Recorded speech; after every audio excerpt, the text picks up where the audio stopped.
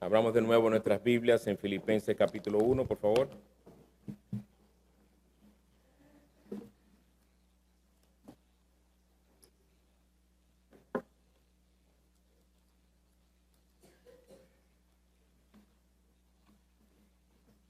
Y vamos a leer los versículos 15 al 18.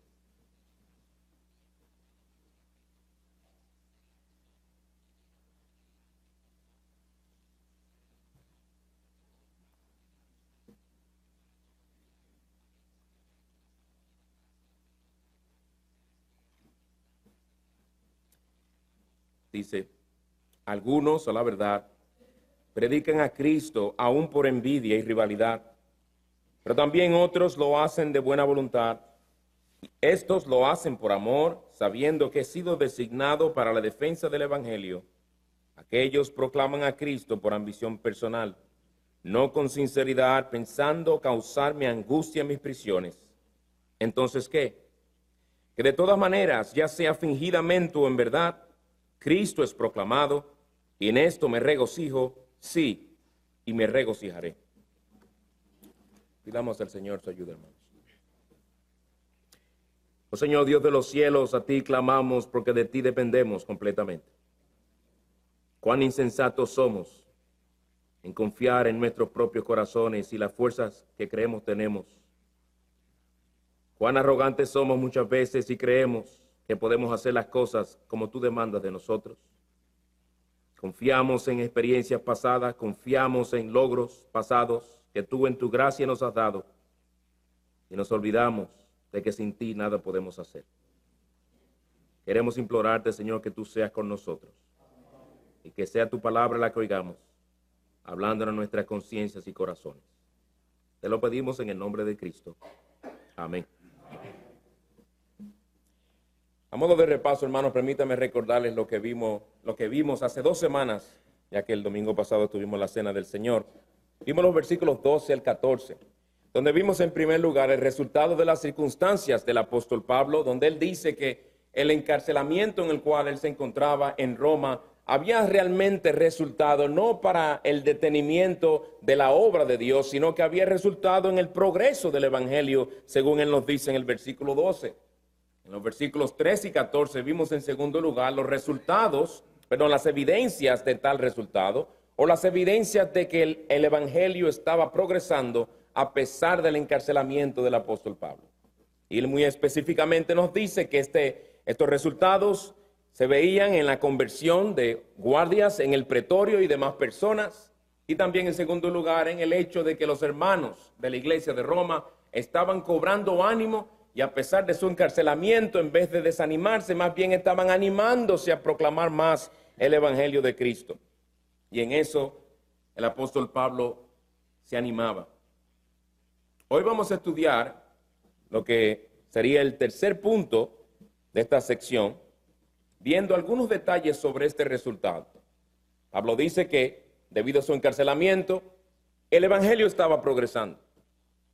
Pero nos va a dar varios detalles sobre cómo estaba progresando el Evangelio. Habían cosas que estaban pasando en ese proceso de avance del Evangelio en Roma.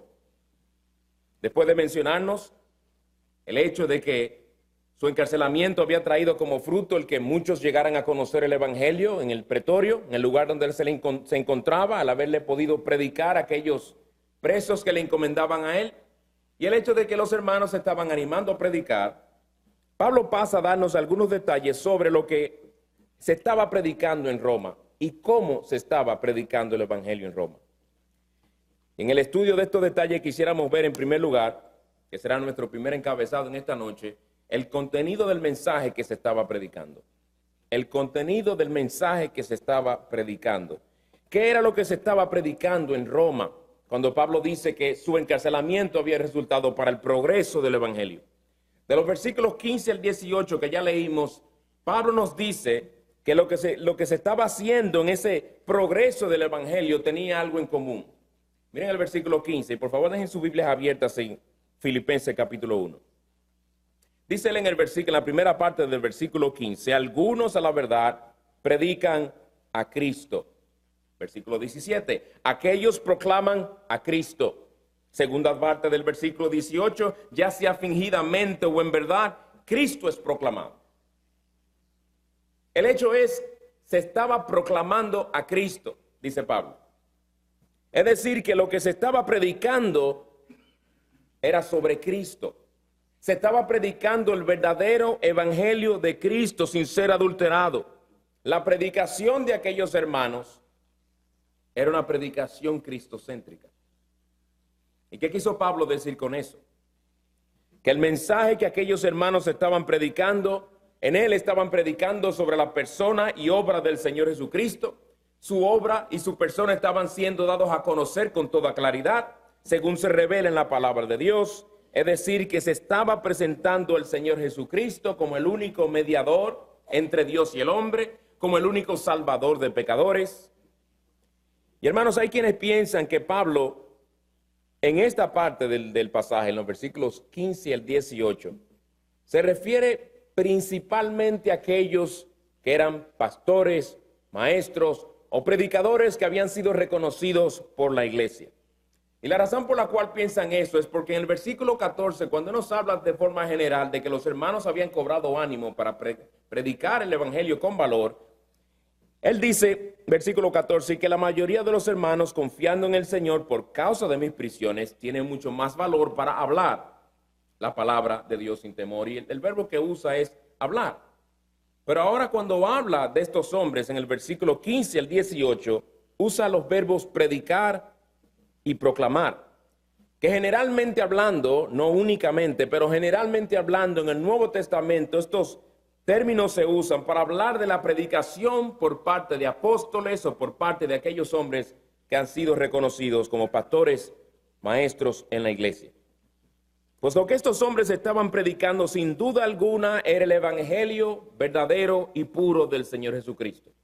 Estaban predicando sobre su encarnación, sobre su nacimiento virginal, la perfección moral del Señor, su obediencia perfecta a la ley de Dios, su muerte sustitutoria en la cruz, su resurrección, su ascensión, su glorificación, el llamado a la fe y el arrepentimiento para el perdón de pecados, el llamado a negarse uno mismo, tomar su propia cruz y seguir a Cristo fielmente. Todas esas cosas se estaban predicando. El contenido de la predicación de estos hermanos era bueno.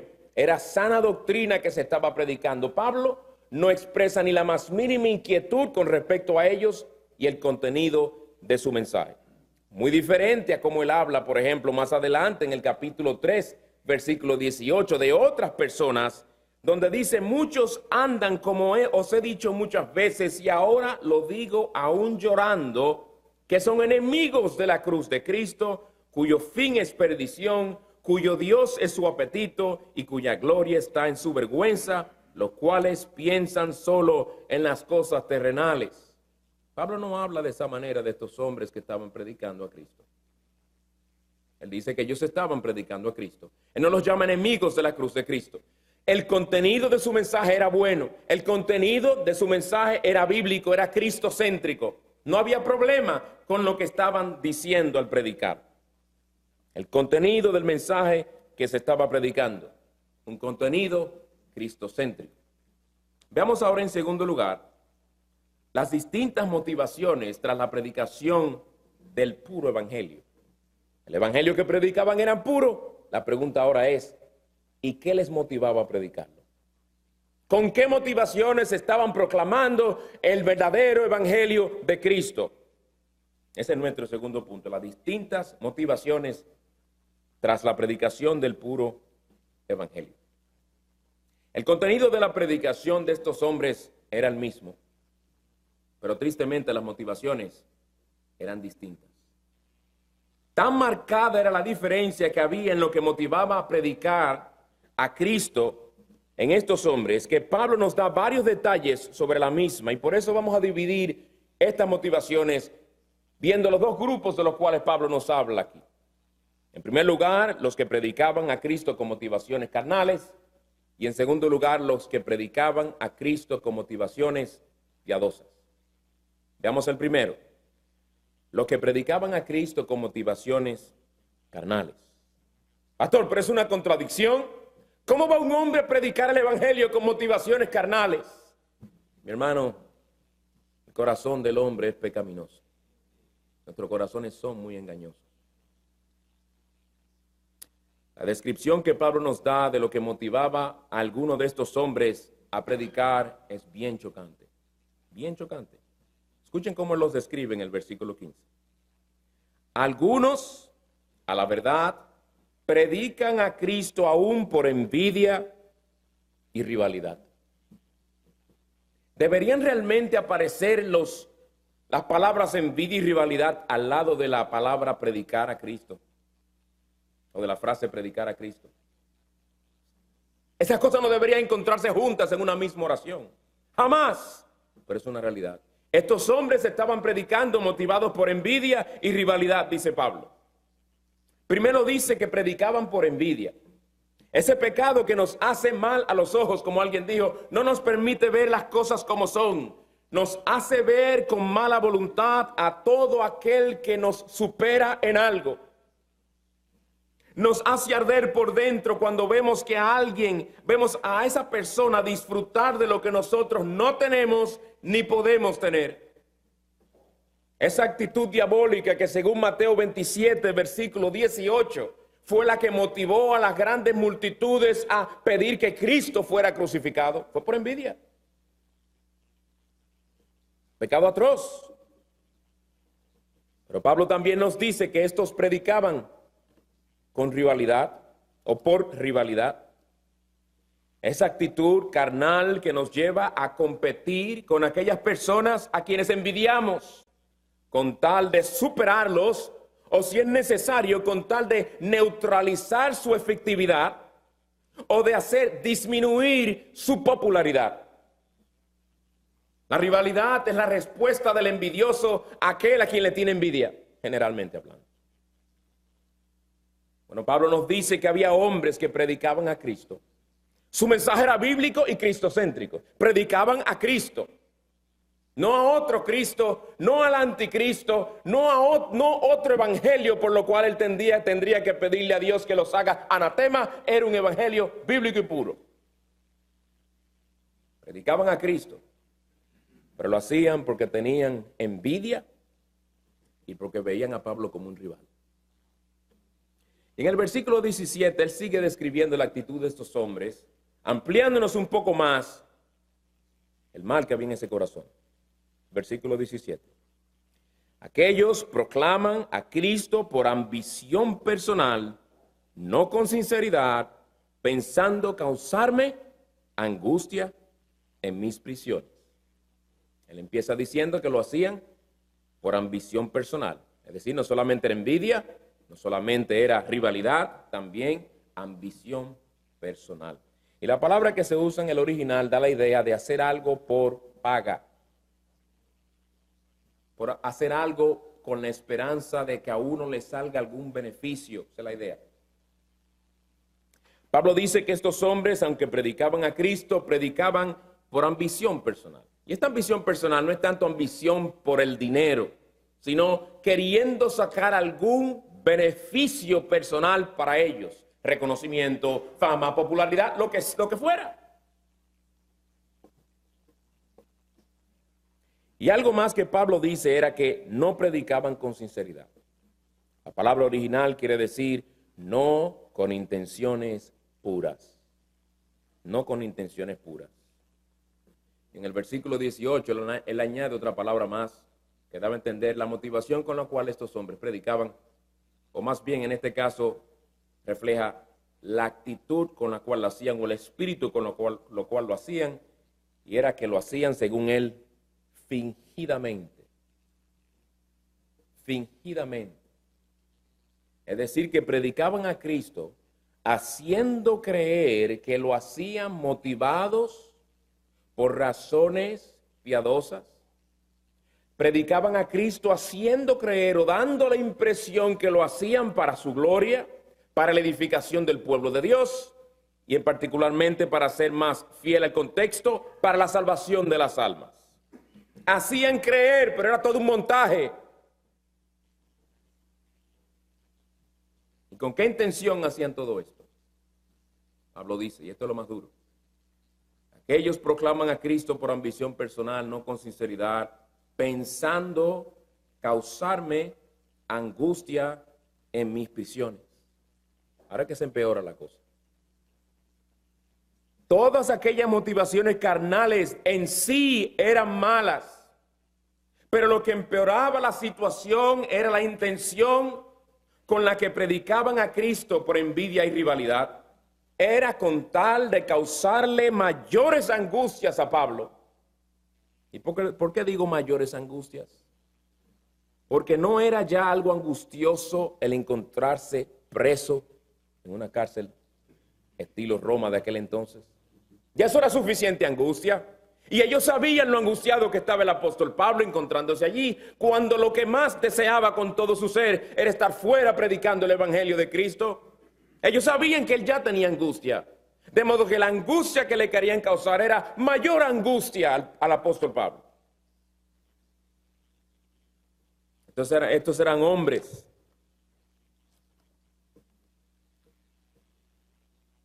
a quienes lo que más le importaba en ese momento, haciendo algo tan digno como la predicación del evangelio, era causarle más angustias a Pablo de la que ya tenía. La palabra angustia que Pablo usa aquí da la idea, como señaló un siervo de Dios, de que se nos apriete hasta que duela. Se nos aprieta hasta que duela. Yo no jugaba cuando pequeño ese juego todavía con algunos niños, donde uno aprieta y el que le duela suelta. La aflicción y la angustia que estos hombres les causaban a Pablo dolía. Era fuerte. Es una palabra que en el Nuevo Testamento generalmente se usa para referirse, o más bien se usa en dos sentidos. Por un lado, para referirse a aflicciones, tribulaciones, persecuciones, ya a nivel o un aspecto físico, pero también para referirse a aflicciones internas. Y qué triste, hermanos, aquellos hombres querían causarle mayores aflicciones internas al apóstol Pablo, un apóstol del Señor Jesucristo. ¿Y qué cosa más extraña? Estos hombres procuraban intensificar la angustia del alma de Pablo, entregándose más a la predicación del evangelio. Porque si fuera difamándolo o alguna otra manera que estuviera mal, pero lo hacen usando el bendito evangelio de Cristo, hermanos. Y uno se pregunta, ¿cómo es que ellos pensaban que algo como la predicación del evangelio le causaría sufrimiento al apóstol Pablo? ¿Qué mentalidad es esa? Para poder entender, hermanos, por qué estos hombres actuaban así, y esto es lo que piensan algunos hombres de Dios, tanto comentaristas del pasado como del presente también, debemos entender que la iglesia de Roma había sido fundada varios años antes de Pablo llegar allí preso. Y esa iglesia estaba en existencia cuando Pablo llega allí. Tenía ya varios años aquella iglesia. Y probablemente, como sucede en muchas iglesias, probablemente decimos, no se nos dice claramente, probablemente había predicadores que para ese entonces ya se habían dado a conocer por los dones que tenían. Hombres que se estaban destacando como grandes expositores de la palabra, que llegaron a ser pastores o predicadores reconocidos. Hombres de los cuales muy probablemente los hermanos hablaban mucho y los admiraban mucho. Pero luego llega un judío, quien posiblemente era de baja estatura y no muy impresionante en su hablar, y llega preso. Y a pesar de las circunstancias bajo las cuales llega, estos predicadores se dan cuenta que los hermanos empiezan a ir a cada rato donde Pablo. Y van allá para sentarse a oír las enseñanzas del apóstol Pablo. Y vienen los grupos, se siguen aumentando y la fila de los hermanos para ir a compartir con Pablo y ser ministrados por él. Y no solo esto, sino que todos los guardias del pretorio y los demás conocen a Pablo. Y por donde quiera que se anda, se sabe de Pablo. Y se cita a Pablo. Y se menciona a Pablo. Y se ora por Pablo. Pablo, Pablo, Pablo por todas partes. Y puede ser esto lo que haya hecho que estos predicadores se llenaran de envidia contra Pablo. Cada vez más se hablaba menos de ellos y más de este gran siervo de Dios. Ya ellos no eran los predicadores favoritos de los hermanos, sino ahora Pablo. Y parece que se habrán dicho estos hermanos: vamos a aprovechar que él está preso para predicar más y mostrarle a él que este es nuestro territorio, esa es nuestra gente.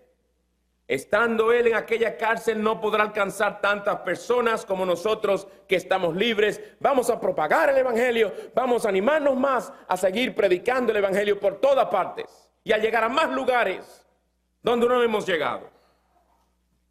Y posiblemente por eso empiezan a predicar con mayor intensidad y diligencia.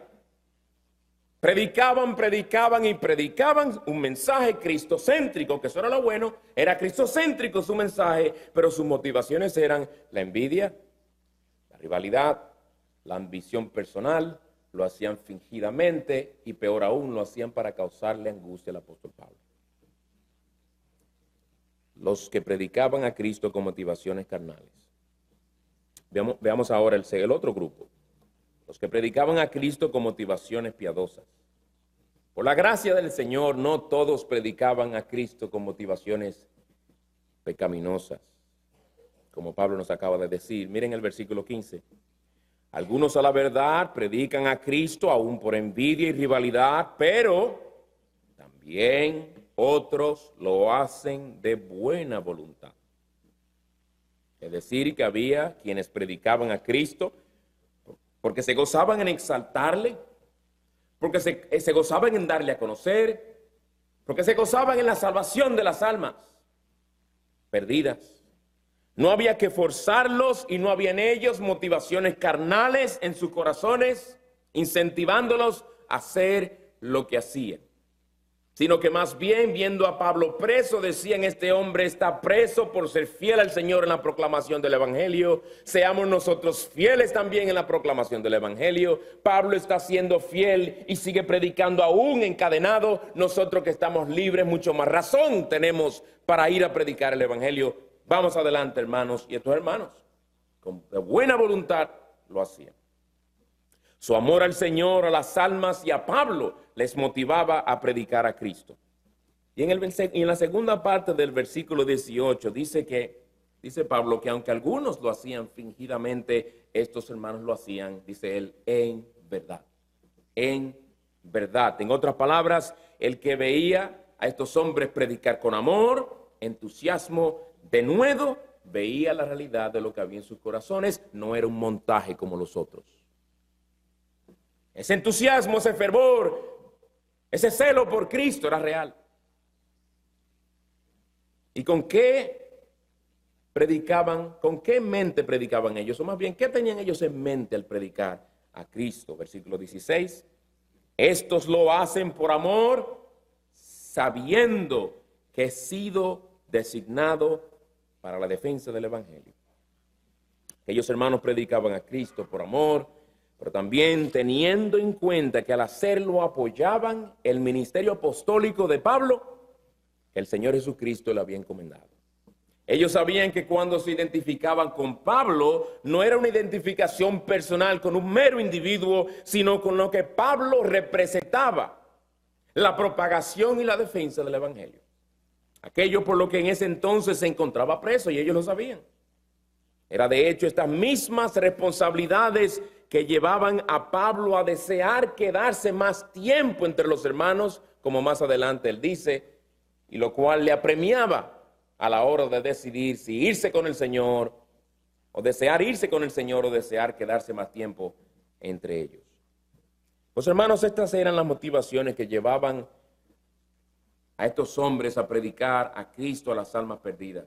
Su mensaje era el mismo que todos predicaban, pero sus motivaciones eran diametralmente opuestas al otro grupo que Pablo nos acaba de mencionar. Hemos visto en primer lugar el contenido del mensaje que se estaba predicando. En segundo lugar, las distintas motivaciones tras la predicación del Evangelio puro de Cristo. Los que predicaban a Cristo con motivaciones carnales. 2, los que predicaban a Cristo con motivaciones piadosas. Veamos ahora en tercer y último lugar la reacción de Pablo ante estas cosas. La reacción de Pablo ante estas cosas. Pablo no era un mero espectador. Lo que estaba pasando le afectaba a Pablo. Pero ¿cómo reacciona él? ¿Cómo reacciona Pablo ante estas cosas? Especialmente la actitud carnal de aquellos que predicaban a Cristo por envidia y rivalidad. Bueno, hermanos, si él hubiera dicho que él estaba sumamente indignado por ese espíritu carnal de aquellos hombres, hubiéramos entendido. Hubiéramos dicho, Pablo, esa es una reacción correcta. ¿Cómo no indignarse ante tal espíritu carnal? Si Pablo hubiera dicho, yo estoy orando para que el Señor le quite a esos hombres el privilegio de predicar a Cristo, porque cómo hacen una obra tan digna y tan gloriosa con un espíritu tan carnal, que el Señor les quite ese privilegio, hubiéramos entendido también. Hubiéramos dicho, sigue orando, Pablo, para que el Señor te lo conceda, porque ciertamente esos hombres no son dignos de pararse tras ningún púlpito a predicarle a las almas con tal clase de motivación, ¿verdad? Hubiéramos dicho amén a la petición de Pablo, pero no es lo que él dice. ¿Pero qué es lo que dice él? Versículo 18. Entonces, ¿qué? Que de todas maneras, ya sea fingidamente o en verdad, Cristo es proclamado y en esto me regocijo, sí, me regocijaré. Hermano, yo creo que ninguno de nosotros, ninguno de aquellos hermanos allí sentados, esperaba oír esa clase de respuesta. ¿Quién sabe si fue Epafrodito que llegó a leer esta epístola cuando llegó a traerla? Si él allí parado llega a ese punto donde dice Pablo, ¿entonces qué? ¿Qué habrán pensado los hermanos? Pero al oír esto se habrán preguntado, ¿que Pablo se regocija en esas cosas? Yo no entiendo. ¿Cómo puede ser?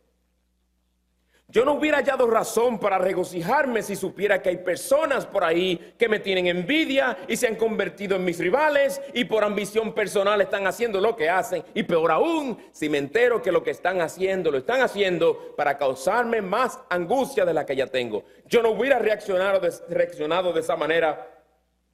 Yo no entiendo a Pablo. Y quién sabe si habrá dicho alguno, estará Pablo perdiendo la razón. Hermano, Pablo no estaba loco. Pablo estaba actuando según lo que él era, un hombre nuevo en Cristo. Eso es lo que estaba haciendo Pablo. Actuando según la eficacia de la obra poderosa de Cristo en su corazón. Ese era un hombre piadoso. Ese era un hombre maduro en Cristo. Y está reaccionando según o en consecuencia a lo que el Señor había hecho en su corazón. Pablo es bien enfático al decirnos sobre su reacción.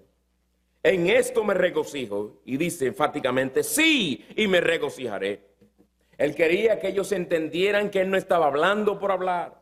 Él se regocijaba y dice que iba a continuar regocijándose aun si eso se prolongara. Ahora, ¿qué es en sí lo que llevaba a Pablo a regocijarse?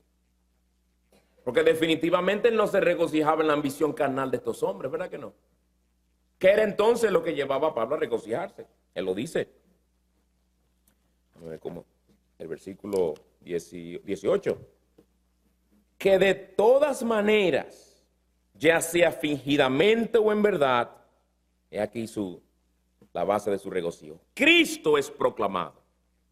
Y en esto, en que Cristo es proclamado, me regocijo, sí, y me regocijaré.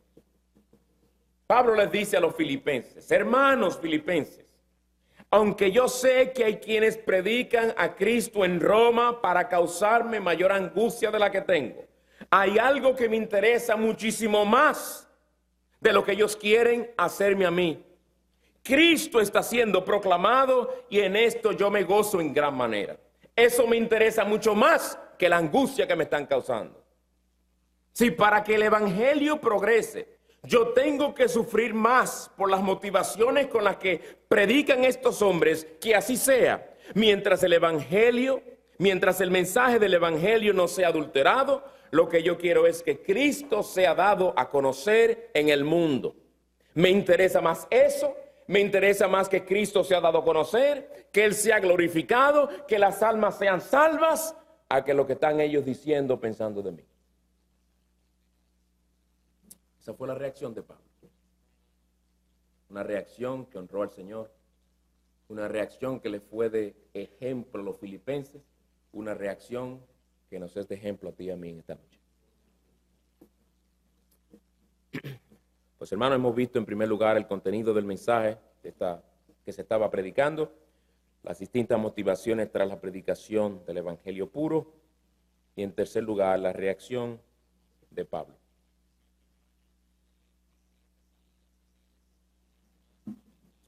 No vamos a dejar que sea el Espíritu que aplique la palabra, ¿verdad? Vamos a ver cómo se aplica esto a nosotros. ¿Qué nos enseña lo que hemos estudiado en esta noche? En primer lugar, entre las tantas cosas que podrían extraerse, en este pasaje se nos presenta un cuadro realista de la condición del corazón humano. Un cuadro realista de la condición del corazón humano. En este pasaje se nos habla de personas que estaban llevando a cabo una actividad, digamos, la actividad más solemne y noble que un ser humano pueda llevar a cabo en este mundo, predicar a Cristo. Es cosa más solemne, ¿verdad? Qué privilegio inmenso. Sin embargo, por la realidad del pecado del corazón humano, en este pasaje se nos dice que algunos hombres llevaban a cabo esta solemne tarea mientras guardaban en sus corazones actitudes carnales, envidia, rivalidad, ambición personal, fingimiento, el deseo de causarle angustia a un siervo de Cristo. ¿Y no es esa una revelación de la maldad de nuestros corazones? ¿No es eso un espejo en el que tú y yo podemos vernos y decir, mi corazón también es así? No que tenga la envidia a ese nivel, pero mi corazón puede envidiar y ha envidiado. Y puede que esté envidiando en estos últimos días. Hombres predicando a Cristo mientras se encuentran practicando algunos de los pecados por los cuales Cristo derramó su sangre. Pero uno se pregunta lo siguiente. ¿Y los que predicaban con tales motivaciones eran verdaderos cristianos? Porque es un poco difícil de tragar eso, ¿verdad? Bueno, si estas motivaciones los dominaban y reflejaban un patrón de conducta, no solo en la predicación, sino en otras áreas de su vida, por más buenos predicadores que fueran, eran unos impíos. Si ese era el patrón de su vida, si ese era realmente un reflejo de lo que ellos eran en sí, eran impíos predicando. Impíos tratando de llevar el evangelio para que fueran salvos otros mientras ellos mismos se condenaban más. Médicos muriéndose de cáncer tratando de sanar a otro de cáncer. Una contradicción. Y digo esto, hermano, porque en Gálatas 5, 20 y 21 se nos habla de los frutos de la carne y entre esos pecados que se mencionan allí, característicos de aquellos que andan en la carne, la envidia, y si mal no recuerdo también habla de rivalidades. Cosas que si alguien las practica, se nos dice en ese pasaje, no puede heredar el reino de Dios. Puede haber sido que algunos de estos hombres eran cristianos que se habían colado, impíos, perdón, que se habían colado allí. Hombres a quienes siempre les ha gustado el sonido de su propia voz. Hombres que siempre han buscado popularidad. Se les da una oportunidad entre un grupo de gente muy amorosa y cariñosa que los ha aceptado, los se preocupa por ellos y le encanta esa atención y de repente le dan la oportunidad de pararse en un púlpito y la gente se fascina con su habilidad de hablar. Y ahora están ellos sintiendo envidia cuando ven que a otro, un tal judío que vino por ahí, que vino preso, un hombre que ni sabe hablar ni expresarse tan bien, viene ahora aquí y nos está robando la popularidad. Puede ser que eran falsos hermanos. Pero algunos de estos hombres pudieron haber sido cristianos que no estaban dando muerte a esos pecados en sus corazones por cierto tiempo. En el mismo pasaje en el que Pablo habla de los frutos de la carne, también nos habla de los frutos del Espíritu. Y nos dice en el versículo 26, no, hablando a creyentes, no nos hagamos vanagloriosos, provocándonos unos a otros, envidiándonos unos a otros. Él está hablando a cristianos y les está exhortando a no hacer lo que ellos, aún como cristianos, pudieron haber hecho: envidiarse. La envidia puede existir en el corazón de un verdadero creyente, pero el creyente no se conforma con eso. El creyente confiesa su pecado y trata con su corazón. Pero hayan sido creyentes o no, estos son pecados que nacen, crecen y se fortalecen en el corazón. Sea donde lo encontremos, es algo sumamente feo y abominable. Amigo inconverso, tu corazón está lleno de pecado. Si no es la envidia que prevalece en tu corazón, será el orgullo, será la ambición personal, serán los celos, la codicia, un espíritu de queja, malos pensamientos, amargura. Amigo, todos estos son pecados que ofenden a tu Creador. Pecados de los que tú mismo no puedes limpiarte, ni te interesa limpiarte. Por eso es que tú necesitas más que una mera religiosidad externa. Tú necesitas a un Salvador que te salve. Tú necesitas, y perdona el término, que te paran de nuevo, porque es lo que literalmente Juan 3:3 dice, cuando dice: de cierto te digo que el que no nace de nuevo no puede ver el reino de Dios. Hay que hacerte nacer de nuevo. Como todo pecador necesita, y te tienen que convertir en una nueva criatura en Cristo. 2 Corintios 5:17, el que está en Cristo, nueva criatura es, las cosas viejas pasaron y todas son hechas nuevas. Dios promete darle un nuevo corazón a aquel que viene a Cristo en fe y arrepentimiento. Y en ese nuevo corazón hay sensibilidad ante el pecado. Si tú envidias a alguien, tú no vas a permanecer mucho tiempo envidiando. Cristo despertará tu conciencia, el Señor te traerá convicción de pecado y tú empezarás a tratar con ese pecado de la envidia, la rivalidad o la ambición personal en tu corazón. Y mi hermano, ¿ves por qué es que se nos manda a nosotros en Proverbios 4:23 a guardar con toda diligencia nuestro corazón? Mira qué clase de cosas produce ese corazoncito nuestro. ¿Y contra quiénes lo puede llegar a producir? Contra nuestros propios pastores, contra hombres de Dios.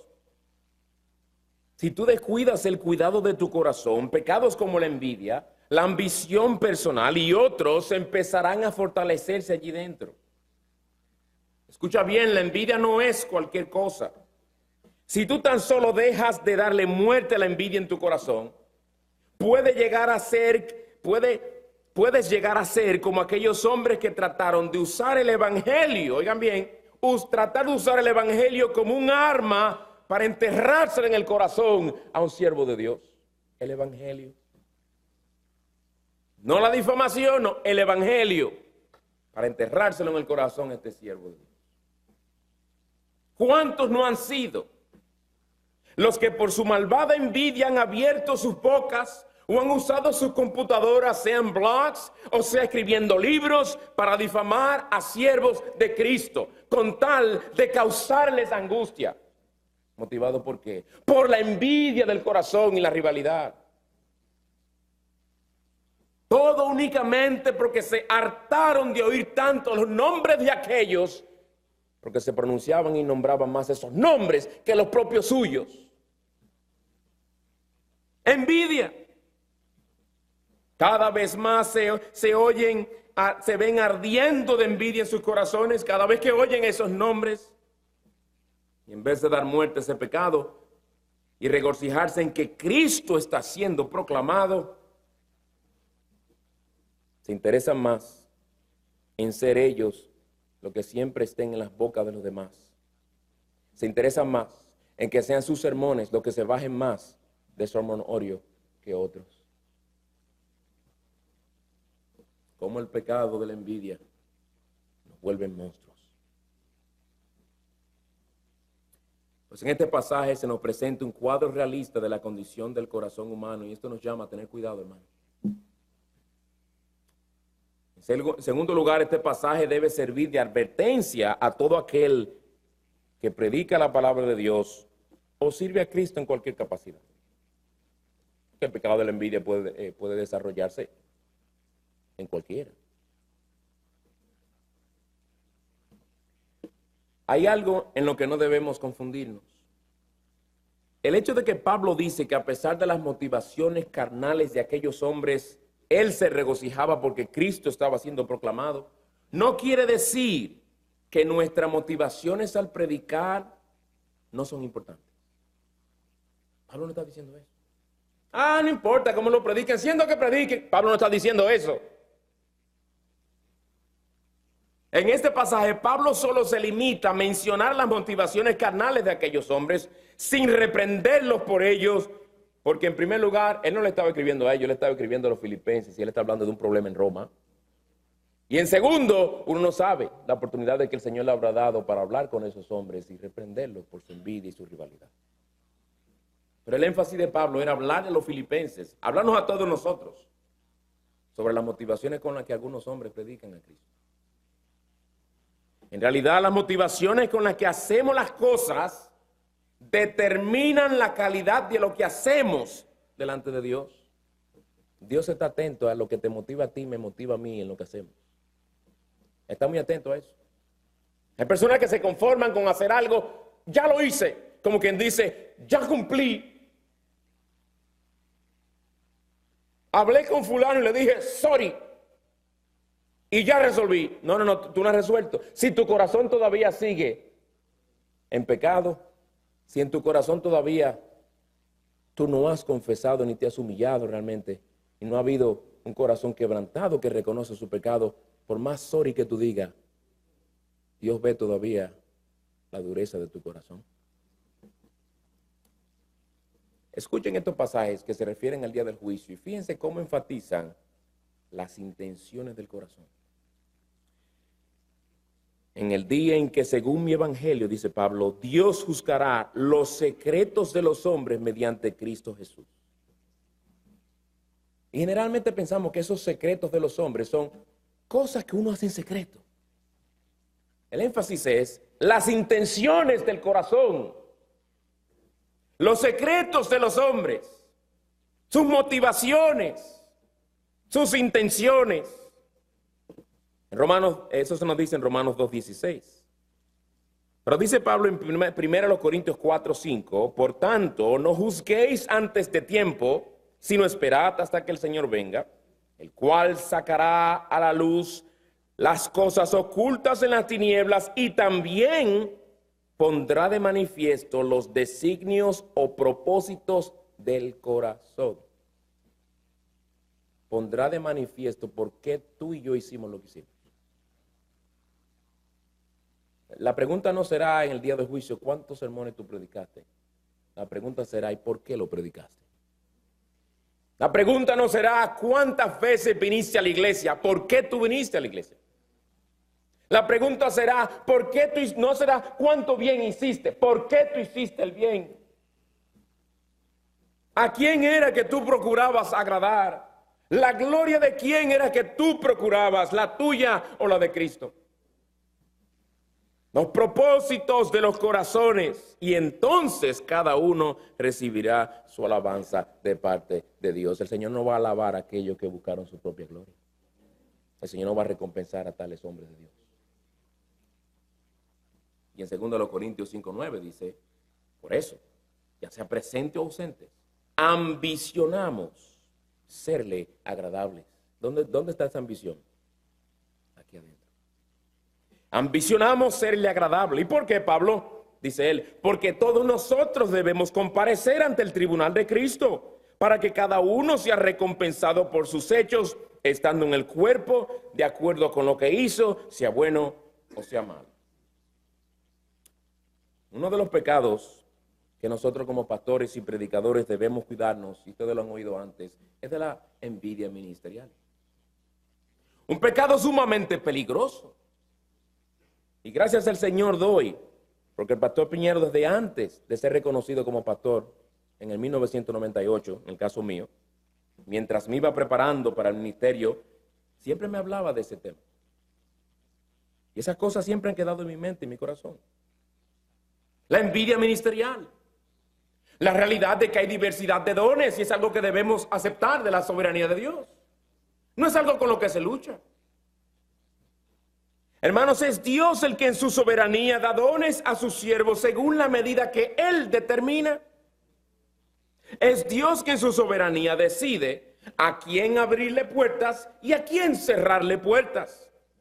Por lo tanto, si dejamos que la envidia nos coma por dentro cuando vemos a otros siervos de Cristo con mayores dones, mayores experiencias que nosotros, o con ministerios más reconocidos que el nuestro problema realmente no es con ellos, es con el Dios que le ha placido darnos medidas más limitadas de dones, experiencias y oportunidades.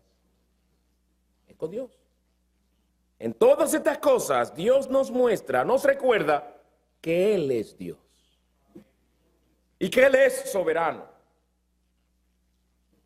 Ay, qué bueno que yo soy pastor y tengo que luchar con esas cosas. Voy a aterrizar allá abajo ahora, espera.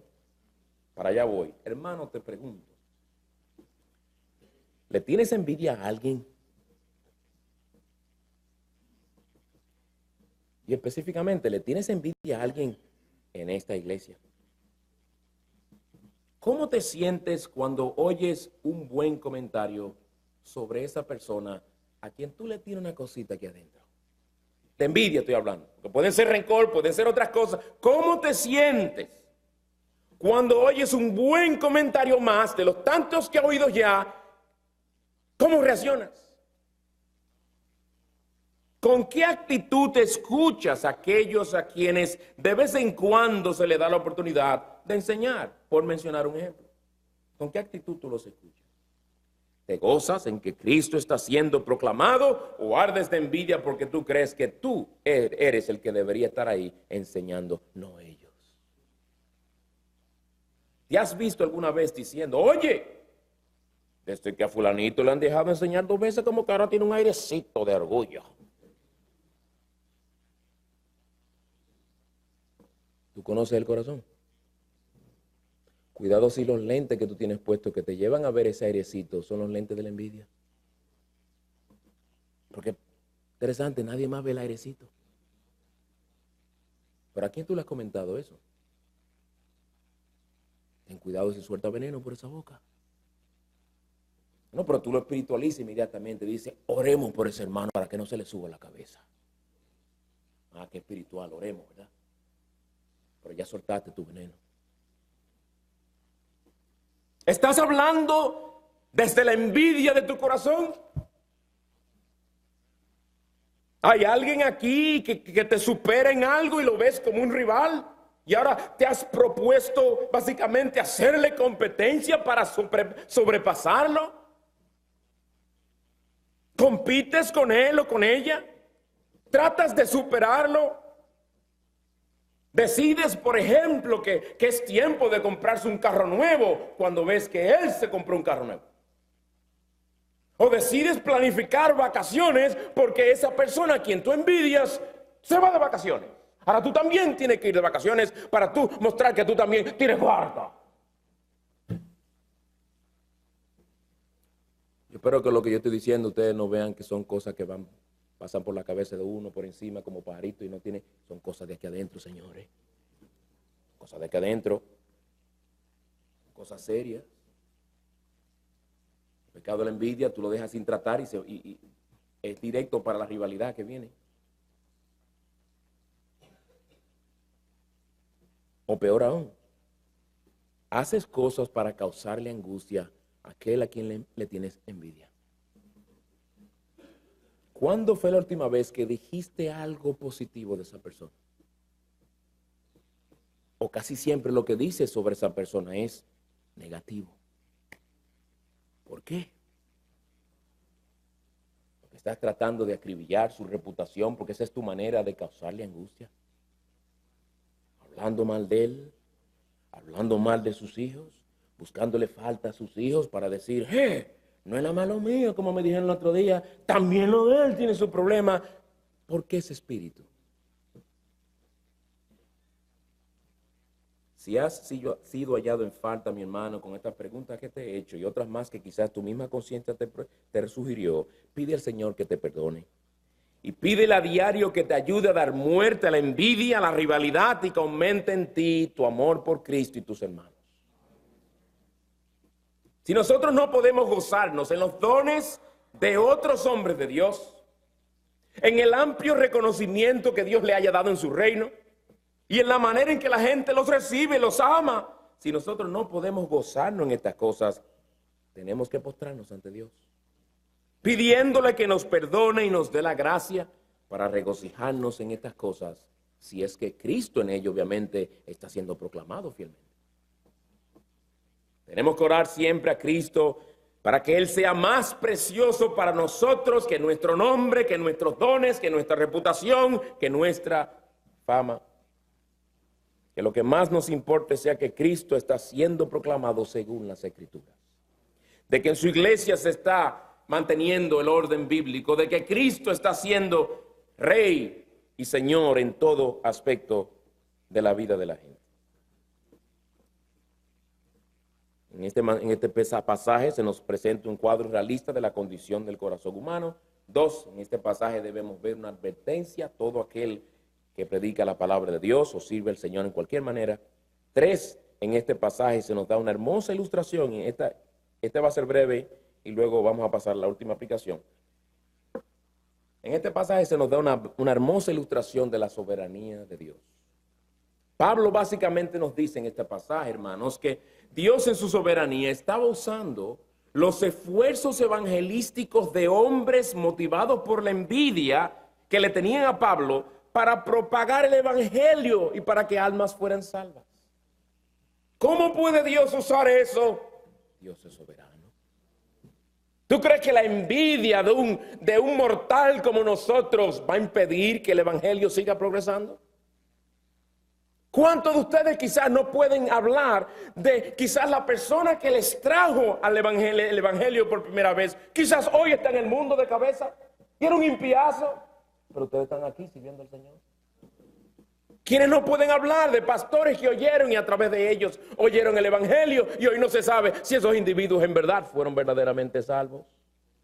Porque según viven hoy hay grandes dudas. Yo creo que en ese caso yo soy uno de esas personas. Dios es soberano. Las malas intenciones de los hombres jamás podrán arruinar los planes salvíficos de Dios. Pero Él los llamará a cuenta el día del juicio por sus motivaciones carnales. Dios está en su trono. Cuán insondables son sus caminos, ¿verdad? En cuarto y último lugar, en este pasaje vemos un ejemplo del poder de la gracia de Dios en el creyente. Un ejemplo de la gracia de Dios, del poder de la gracia de Dios en el creyente. Pablo no era un estoico al que nada le molestaba o a quien le daba igual el que estuvieran tratando de causarle angustia. Eso le dolía a él. A él le dolía que estos hombres estaban predicando con tales motivaciones tan bajas.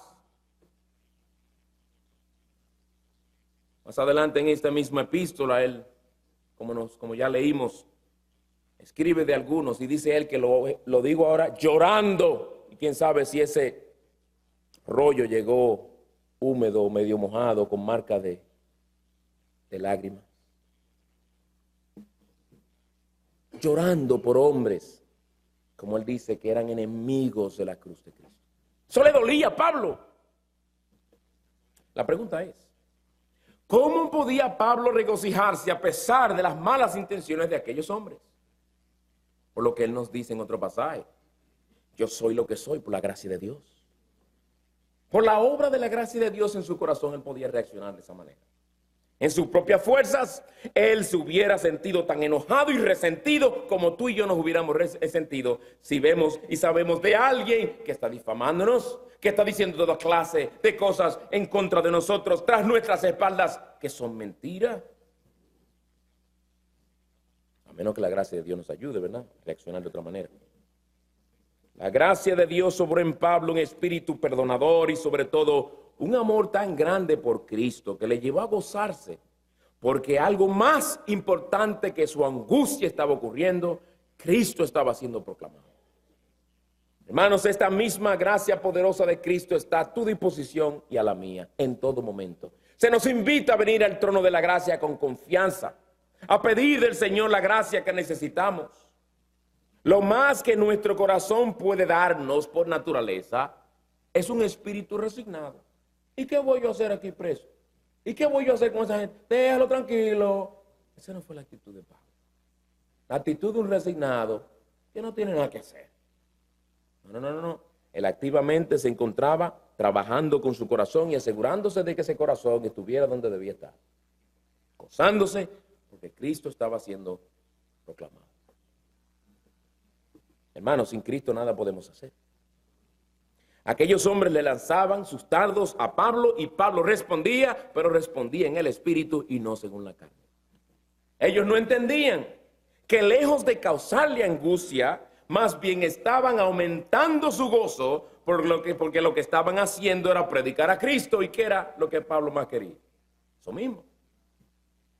Pues hermanos, el problema de nuestra angustia no se resuelve sacándosenos de la cárcel.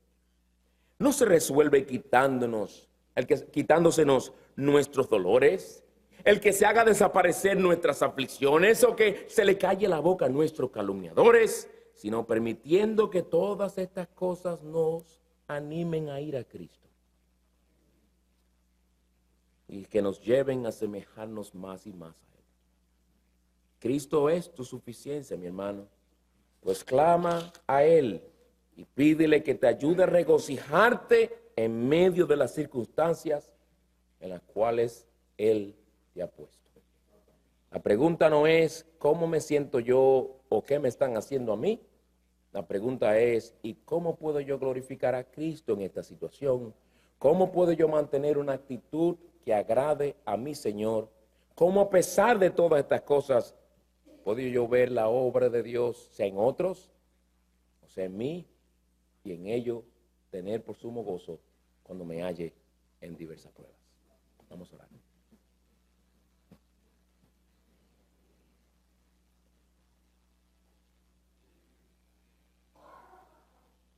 Señor, te damos gracias porque en tu misericordia tú no nos has dejado solos. Gracias por la gracia poderosa de Cristo que tú has obrado en nuestros corazones y tenemos a nuestra disposición si pedimos. Y tú has dicho en tu palabra, no tenemos porque no pedimos. Perdónanos, Señor, cuando ha habido envidia en nuestros corazones. Perdónanos cuando esta envidia se ha tornado en rivalidad. Y cuando nos ha llevado a la ambición personal. Y cuando tristemente hemos llegado a quererle causar angustia a alguien. Padre, perdónanos porque en ello hemos actuado como el diablo y no como Cristo. Danos el espíritu de nuestro Salvador. Quien pidió, Padre, perdónanos porque no saben lo que hacen. Quien lloró sobre Jerusalén cuando vio su endurecimiento y su corazón empedernido. Danos un corazón dócil, tierno y lleno de amor. Que nuestro amor a Cristo sobrepase nuestro amor a nuestra propia persona. Que nuestro interés porque Él sea dado a conocer sobrepase nuestro interés de que nosotros seamos conocidos. Obra, Señor, en nuestras almas y transfórmanos por tu palabra. Tu gracia fue suficiente para con el apóstol, que sea también suficiente en nuestras vidas. En tu nombre oramos todas estas cosas. Amén.